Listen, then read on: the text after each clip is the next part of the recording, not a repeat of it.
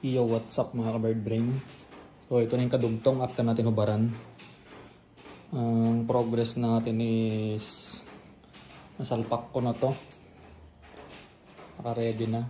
Kaso ang mali ko nung binili ko to, akala ko 3-way switch. Ano lang pala to, 2-way lang. So yung normally close niya, yung normally close niya, hindi gumagana. Kumbaga pag hindi nakapindot, hindi siya gagana. Pag pinindot, dun lang siya gagana. Which is hindi yun yung kailangan ko. So ang ginawa ko, winiring ko lahat yan. Ayan, nagdagdag ako ng isang wire.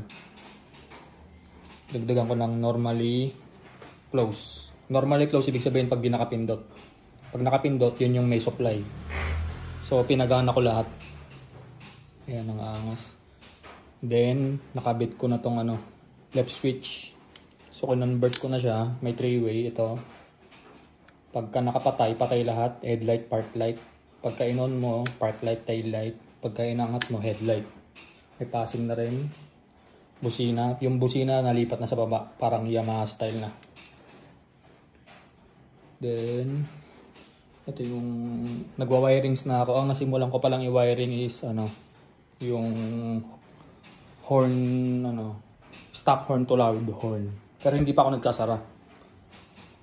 Nire-ready ko pa ng isang sarahan na lang ako.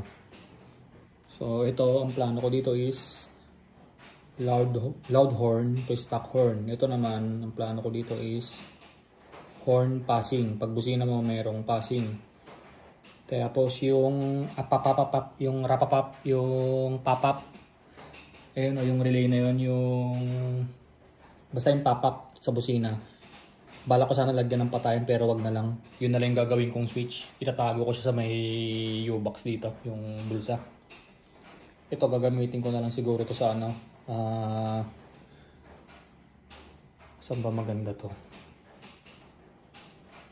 Sa tawag dito, underlights na lang siguro kung may magawa kong underlights. Then ang right switch ko, ang gagawin ko is ito, pang headlight. Ay sorry, mini driving light.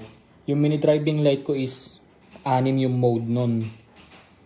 Kumbaga pag bukas mo, kunyari puti, pag pinatay mo, tapos binuksan mo ulit, magiging yung combination ng dilaw tsaka puti. Pag pinatay mo ulit, pag binuksan mo ulit, magiging purong dilaw na siya. Then ang plano ko is ito yung gagawin kong high beam niya. Kumbaga dito yung tatlong mode niya, puti, dilaw na may puti, tapos dilaw. Tapos dito yung high beam niya. Tapos ito gagawin kong kasi yung headlight ko tatlo rin yung mode niya. Yung headlight ko meron siyang low beam na which is low beam talaga, medyo mahina. Tapos may isa pa siyang low beam. Yung low beam niya yun medyo maliwanag na. Tapos meron pa siyang high beam. Tapos at the same time pwede ko pagsabay-sabayin yung tatlo. So iniisip ko kung paano, kulang pa ako ng button. Bala na kung saan nakuhugot ng button. Ang daming mode ng headlight ko. Ayan, so ito yung wire ko. Pinutol-putol ko na wire. Ayan, hindi ko pa sinara pero ready na yan. Nakubarang ko na yun. Ito yung sa headlight. Ngayon binago ko yung setup. Ang headlight kasi ng ADB 160 negative trigger. Sa binago ko, ginawa ko ng positive trigger para hindi na magulo. Ito hindi pa final, kundi ito talaga. Tsaka dito, yung isa dito ko lalagay. Hindi pa final. Nag-ayos pa ako ng mga relay. So marami pa akong gagawin. Lahat ng button na yun hindi pa tapos. So ang na-wiring ko pa lang talaga dito is stock horn to loud horn. Kasama yung rapid horn. Yung rapapap. Then, ano pa ba? Ito. Yung sa bi-LED projector. So, dito ako nahirapan guys. Ang hirap nito. Buisit to. Yung nabili ko sa online, hindi siya sobrang fit. Maalog. So, ginawa ko pa ng paraan. In-epoxy ko. Basta ang dami kong ni-repair. Retrofit na literal. Hindi siya plug and play na retrofit. As in retrofit, ikaw gagawa talaga. So yan. Hindi pa tapos yan. Lalagyan ko na rin ng fan, nabutasan ko na ayan, yung blower niya. Kasi mainit to masyado. Malakas sa kuryente yan, mainit. Kailangan niya ng blower, exhaust. Ito yung mini driving ko na napakalaki-laki. Ayan ang kalat. Ito yung stock ko, pwede ko ibenta to. Yung stock na LED. Ito rin yung stock. Hindi ko pa nakabit yung, ito pa yung isa. Yung stock na kilay. So, hindi natatanggal to. Inisip ko kung tatanggalin ko tong stock na laman niya.